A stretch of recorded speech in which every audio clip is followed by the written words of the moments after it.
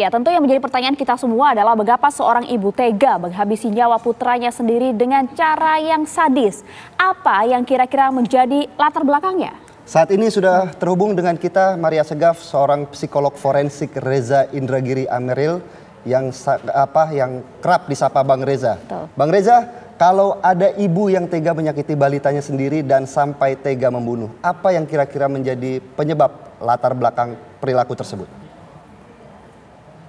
Ketika menganalisis perilaku ekstrim semacam ini, saya selalu meletakkan 3 kemungkinan di atas meja. Pertama, adakah kemungkinan bahwa pelaku mengalami gangguan jiwa tertentu yang membuat dia katakanlah kehilangan kewarasan, kehilangan kesadaran sehingga sanggup melakukan perbuatan sedemikian kejam terhadap darah dagingnya sendiri. Kemungkinan yang kedua, adakah kemungkinan bahwa pelaku berada di bawah pengaruh nafza, obat-obatan terlarang yang menghilangkan kesadaran, yang menghilangkan kemampuan dia untuk menilai situasi secara objektif, sehingga lagi-lagi dia sanggup melakukan perbuatan yang sungguh-sungguh di luar nalar kita. Atau kemungkinan yang ketiga, anak tak lebih tak kurang di mata pelaku adalah objek pelampiasan amarah. Dalam bahasa psikologi forensik, displacement yang sedang berlangsung. Ketika seorang pelaku tidak bisa mengungkapkan atau meluapkan amarahnya, dendamnya, cemburunya, sakit hatinya, atau perasaan-perasaan negatif lainnya kepada target yang asli, maka dia akan mengincar target pengganti. Sayang beribu sayang, anak memang masuk dalam kelompok individu yang rentan untuk mengalami viktimisasi, termasuk menjadi objek displacement itu. Reza, tapi begini, ini kan bukan kasus pertama kali kalau kita melihat ada seorang ibu yang kemudian tega menghabisi anak kandungnya sendiri begitu ya. Kalau dilihat dari ilmu viktimologi misalnya, mengapa kemudian anak ini menjadi sasaran yang cukup rentan untuk dijadikan korban ya Bang? Anak memang termasuk dalam salah satu kelompok manusia yang rentan mengalami viktimisasi dikarenakan adanya kelemahan yang sifatnya multidimensional.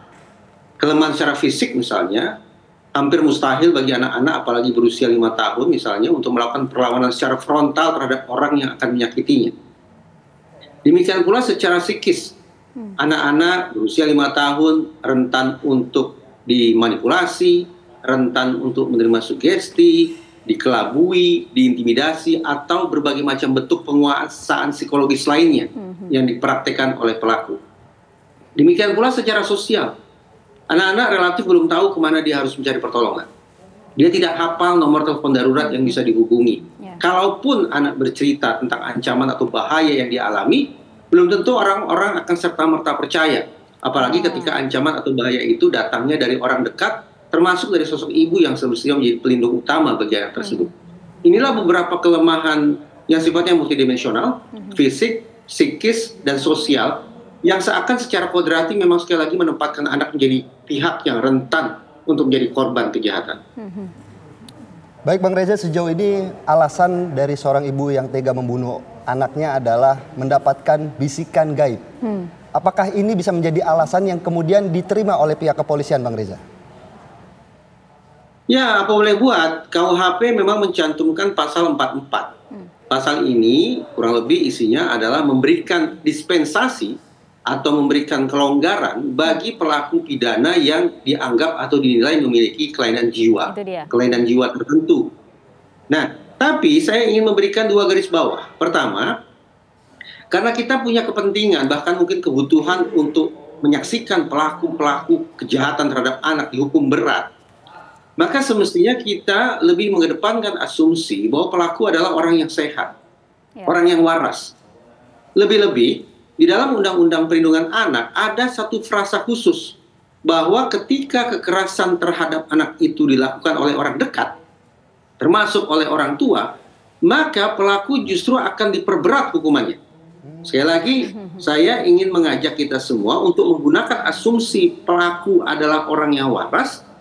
Karena apa? Karena hanya dengan asumsi semacam itulah proses pidana akan bisa kita kenakan kepada yang bersangkutan. Iya, karena kalau itu kita, pertama. Ya, Bang, silakan Bang. Yang kedua, kalaupun misalnya pelaku dianggap tidak waras, praktis proses hukumnya tidak berhenti di kantor kepolisian. Karena selama ini polisi, saya terima informasi, tempo-tempo mengeluarkan SP3 ketika berhadapan dengan seorang tersangka yang dianggap tidak waras. mari kita cek pasal 44 ayat 2 KUHP, bahwa ternyata terhadap orang-orang atau pelaku pidana yang dianggap tidak waras, hakim memerintahkan kepada yang bersangkutan untuk menjalani pengobatan. Artinya, berhenti atau tidaknya sebuah kasus bukan berada di kantor kepolisian. Terhadap pelaku yang dianggap memiliki gangguan kejiwaan sekalipun, polisi patut untuk meneruskan sampai ke pengadilan, sehingga hakimlah nanti yang betul-betul memutuskan apakah sang terdakwa ini betul-betul waras atau tidak waras, menjalani pengobatan atau lainnya. Ya, Bang, tapi kan begini ya, kita tentu sepakat ya untuk memiliki asumsi awal bahwa ini dilakukan dengan kondisi yang sadar, begitu sembari nanti menunggu tes kejiwaan. Tapi bagaimana kemudian pihak kepolisian bisa membuktikan dengan mudah bahwa ini bukan sekedar alibi dan juga tidak untuk mengurangi hukuman dari pihak pelaku sendiri, Bang? Anggaplah pelaku mengatakan dia mendengar bisikan gaib. Berarti kita langsung berpikiran yang bersangkutan punya gangguan jiwaan tertentu, punya penyakit tertentu. Kita tidak sedang berbincang tentang orang yang punya gangguan jiwa, tidak. Kita berbincang tentang seseorang yang membangun narasi bahwa dia punya gangguan jiwa dan sesaat lalu melakukan perbuatan pidana. Dengan bingkai situasi semacam itu, maka sungguh-sungguh beralasan apabila pihak kepolisian atau otoritas penegakan hukum secara umum menaruh sangkaan bahwa pelaku pidana boleh jadi sedang mempraktekkan malingering alias pura-pura sakit. Baik pura-pura sakit yang sifatnya keseluruhan, atau yang sifatnya sebagian, atau pura-pura sakit karena adanya perbedaan antara diagnosis dengan gejala yang dia tampilkan. Dengan perspektif semacam ini, saya berpikiran, atau tepatnya mencoba membangun optimisme bahwa polisi akan bisa membuktikan apakah pelaku pidana itu merupakan orang yang betul-betul sakit, sehingga mendapatkan tanda petik layanan pasal 44, jangan lupakan pasal 44 ayat 2 sebagaimana saya katakan tadi, atau justru bisa membuktikan bahwa pelaku pidana tak lebih tak kurang menjadikan pura-pura sakit sebagai modus dia untuk lolos dari jerat hukum. Dan itu mudah ya, Bang? Kalau saya mencoba membangun keyakinan bahwa polisi bisa melakukan pembuktian itu. Dan kalau ternyata pelaku memang melakukan malingering alias pura-pura sakit, maka sudah sepantasnya strategi malingering itu dijadikan sebagai dasar untuk menambah pasal, misalnya pasal mempersulit proses penyidikan. Dengan harapan pelaku pidana, terlebih pelaku pidana berupa kejahatan terhadap anak, akan dikenakan sanksi seberat-beratnya. Ya, oke. Bang Reza, kalau kita melihat kan ini juga ada informasi bahwa pihak KPAD memberikan perlindungan terhadap adik korban. Kalau kita lihat ini kan sebenarnya ada anak berusia 1 tahun 7 bulan yang sempat menyaksikan juga bagaimana perilaku sadis seorang ibu terhadap kakaknya sendiri ini. Dampak psikologis sebenarnya terhadap sang adik ini seperti apa? Karena kita lihat usianya masih cukup muda, Bang, 1 tahun 7 bulan. Adik ini kita bisa berikan sebutan sebagai selain saksi adalah sebutan korban sekunder. Korban sekunder berarti dia tidak secara langsung berhadapan dengan pelaku kejahatan, tetapi dia memiliki pertalian darah, dia berada di lokasi yang sama, sehingga dia bisa mengalami rasa kepedihan, rasa ketakutan, kesedihan, atau trauma yang kurang lebih sama dengan korban primer. Dengan status sebagai korban sekunder, maka sudah barang tentu anak juga harus membutuhkan pertolongan, mendapatkan bantuan. Tetapi mari kita coba bangun optimisme bahwa anak usia 1,5 tahun, cara dia adalah memahami dunia, cara dia adalah memberikan makna terhadap peristiwa yang dia saksikan, juga tergantung pada persepsi yang dibangun oleh orang-orang di sekitarnya. Sehingga walaupun katakanlah anak usia 1,5 tahun secara psikis juga bisa mengalami tekanan yang hebat, tapi dengan dukungan positif berupa perspektif, definisi yang lebih sehat tentang situasi yang dia alami, maka mudah-mudahan anak usia 1,5 tahun tersebut akan memiliki kacamata yang baru bagaimana menyikapi situasi yang sesungguhnya menyakitkan tersebut. Baik Bang Reza, dilihat dari segi psikolog pelaku, jika pelaku dalam kondisi sadar, mungkinkah hal ini tidak akan terulang kepada adiknya?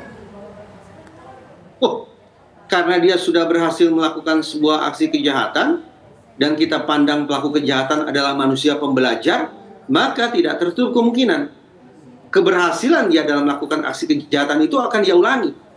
keberhasilan itu akan membuka ruang bagi dia untuk menjadi seorang residivis. Karena itu sudah sepatutnya peristiwa-peristiwa kejahatan apapun, terlebih yang luar biasa keji semacam ini, disikapi secara sungguh-sungguh oleh pihak kepolisian agar bisa memunculkan dua efek tangkal, dua efek gentar atau efek deterrence. Pertama, efek gentar yang sifatnya langsung, yaitu agar pelaku tidak mengulangi perbuatan jahatnya, dan efek deterrence yang sifatnya tidak langsung. Bagaimana agar kita-kita ini, masyarakat, tidak meniru perbuatan jahat serupa. Baik Bang Reza, terima kasih banyak atas penjelasannya terima kasih, di Bang Kabar Reza. Siang. Terima kasih. Ya, salam sehat untuk Anda Bang Reza, terima kasih.